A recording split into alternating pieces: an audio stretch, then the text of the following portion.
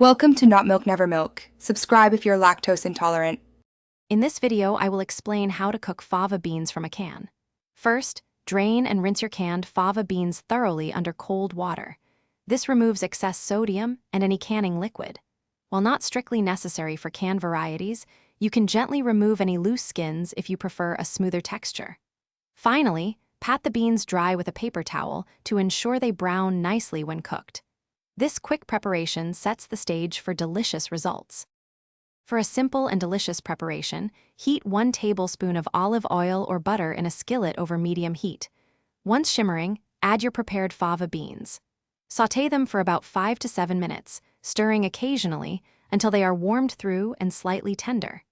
Finish by seasoning with a pinch of salt, a dash of black pepper, and a bright squeeze of fresh lemon juice.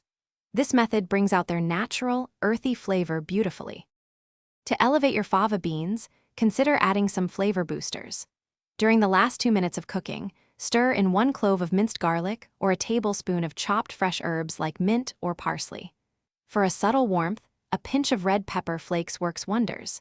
You can also introduce a creamy element by stirring in 1 tablespoon of grated Parmesan cheese or a dollop of plain yogurt just before serving. These additions truly transform the dish. These versatile fava beans can be enjoyed in many ways. Serve them as a quick, nutritious side dish alongside grilled chicken or fish. For a delightful snack, lightly mash them with a fork and spread them on toasted bread, perhaps with a drizzle of olive oil.